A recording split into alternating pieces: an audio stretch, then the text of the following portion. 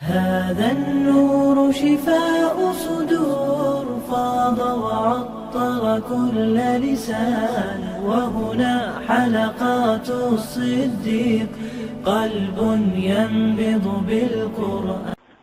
اپنے دور خلافت میں تہجد کے بعد ذرا حالات معلوم کرتے کے لیے گلیوں میں چکر لگا رہے تھے. ایک مقام سے دو عورتوں کی آواز آئی. ایک ذرا بڑی عمر کی تھی, ایک چھوٹی لڑکی تھی. اس نے پوچھا بکری نے دودھ دے دیا؟ دے دیا. کتنا دیا؟ کہ ذرا تھوڑا دیا ہے. بھئی مانگنے والے تو پورا مانگیں گے تو اس میں تھوڑا پانی ملا دو. اس نے کہا کہ امیر المومنین نے اعلان نہیں کروایا کہ کوئی دودھ میں پانی نہ ملائے. اس نے کہا کون سا امیر المومنین؟ عمر دیکھتے ہیں یا منادی دیکھ رہا ہے؟ تو آگے سے جوان بچی نے جواب دیا کہ اماں عمر نہیں دیکھتا تو عمر کا پروردگار تو دیکھتا ہے. عمر لینا نے بات سنی, واپس آ گئے.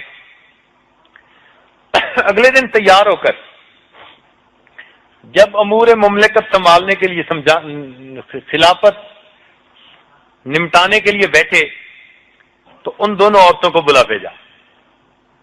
پتہ چلا کہ ایک بڑی ہے اور ایک اس کی بیٹی جوان العمر ہے مگر شادی نہیں ہوئی. عمر لانو کے دل میں خیال آیا کہ میرا بھی بیٹا جوان ہے, اگر شادی کرنی ہو تو بہو تو ایسی ہونی چاہیے جس کے دل میں ایسا یقین ہو. تو اس بڑھیا سے کہا کہ دیکھو تمہاری بیٹی جوان ہے, میرا بیٹا جوان ہے, کیوں نہ دونوں کا نکاح کر دیں. لڑکی چنانچہ دونوں کا نکاح کیا. یہ وہ لڑکی تھی جو عمر بن عبد العزیز رحمت اللہ علیہ کی نانی بنی. اس کو بیٹی ملی اور وہ ماں بنی عمر بن عبد العزیز رحمت اللہ علیہ. اب شادی تو ہو گئی. عمر لانو نے ایک دن اس کو بلایا اور اس لڑکی کو کہا کہ دیکھو بیٹی, میں تمہاری ایک ڈیوٹی لگانا چاہتا ہوں. اس نے کہا جی حکم. فرمان لگے ڈیوٹی یہ ہے کہ جب میں روزانہ تیار ہو کر امور خلافت کے لیے گھر سے نکلنا چاہوں تو تمہاری ڈیوٹی ہے کہ رستے میں آ کر میرے قریب تم نے مجھے وہی سبق یاد دلانا ہے. تم نے کہا سبق کون تھا؟ کہنے لگے جو تم نے ماں کے سامنے کہا تھا عمر نہیں دیکھتا تو عمر کا خدا تو دیکھتا ہے. اتنا پھر اچھا لگتا تھا عمر لانو کو کہ اس بچی کو فرماتے تھے کہ تو بار بار یہ کلمہ میرے سامنے دوہرا. چنانچہ ہر دن وہ بچی آپ کو جاتے ہوئے یاد دلاتی, قریب آ کے کہتی اگر عمر نہیں دیکھتا تو عمر کا خدا تو دیکھتا ہے. کتابوں میں لکھا ہے عمر لانو کے دل پہ اتنا وہ چھاپ لگ گئی تھی اس فکرے کی, تنہائی میں بیٹھے ہوئے خود بخود کبھی کبھی کہہ اٹھتے تھے عمر نہیں دیکھتا عمر کا خدا تو دیکھتا ہے, عمر نہیں دیکھتا عمر کا خدا تو دیکھتا ہے. ایسا دل پہ وہ فکر پیوست ہو گیا. سفر کا یہ حال, بہو کا یہ حال اور بیٹے کا حال.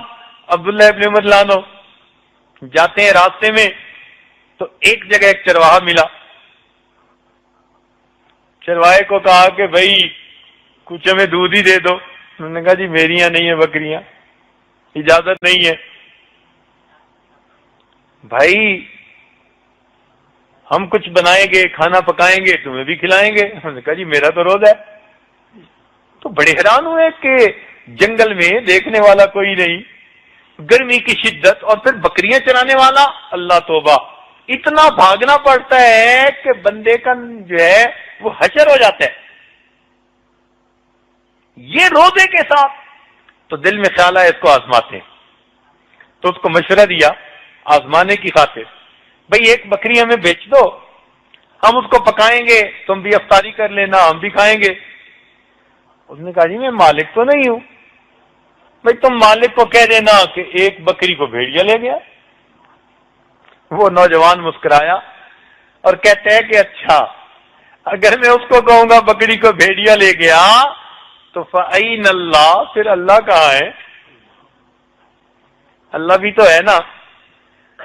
عبداللہ ابن ملانو کے دل پہ ایسا اثر ہوا کہ بعد میں لوگوں کے سامنے یہ واقعہ سنا کر کہا کرتے تھے کہ اس قوم کا حال دیکھو کہ اتنا کامل یقین کہ چرواہا بھی تنہائیوں میں روزے کی شدتیں برداشت کرتا ہے، اور جب کہا جاتا ہے کہ کوئی عمل خلاف شرع کر لو تو آگے کہتا ہے فَأَيْنَ اللَّهُ، پھر اللہ کہاں ہے.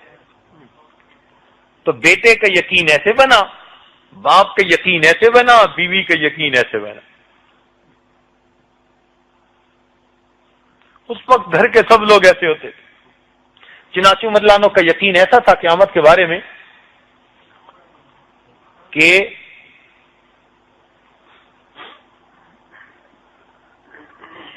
جب آپ کی وفات ہونے لگی،